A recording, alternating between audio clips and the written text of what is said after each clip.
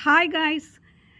ചെണ്ടുമല്ലി കൃഷി ഞാൻ ഇന്ന് ചെണ്ടുമല്ലി വെക്കാൻ പോവുകയാണ്. ഇന്ന് 15-ാം തീയതി. ഇന്നാണ് ഞാൻ ചെണ്ടുമല്ലി നടുന്നത്.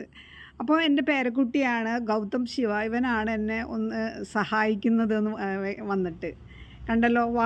വാരം എടുത്ത് മണ്ണിനെ നന്നായി ട്രീറ്റ് ചെയ്തിട്ടുണ്ട്, ഡോളോമൈറ്റ് ഇട്ടിട്ട്. പിന്നെ അതിൽ നടുവിലൊരു ചാല് കീറി എടുക്കുകയാണ്. കണ്ടല്ലോ, അവൻ എനിക്കെല്ലാം ചെയ്ത് തന്നിട്ടാണ് അവൻ്റെ വീട്ടിലേക്ക് അവൻ തിരിച്ചു പോയത്. അപ്പോൾ ഈ ചാല് കീറി ഇട്ടതിനകത്ത് നമുക്ക് വളങ്ങളൊക്കെ മിക്സ് ചെയ്യണം. ചെണ്ടുമല്ലിക്ക് വളരാൻ ആദ്യഘട്ടത്തിൽ തന്നെ വളരാനുള്ള വളങ്ങൾ ഈ ചാലിലൂടെ നമ്മൾ മിക്സ് ചെയ്തെടുക്കണം.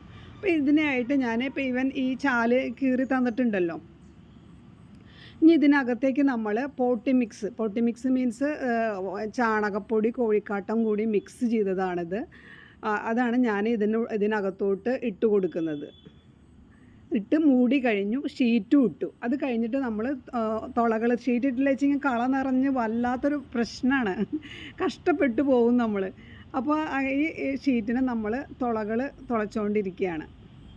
കണ്ടല്ലോ, ഇങ്ങനെ ഓരോ ഹോളുകൾ ഇട്ട് കൊടുക്കണം.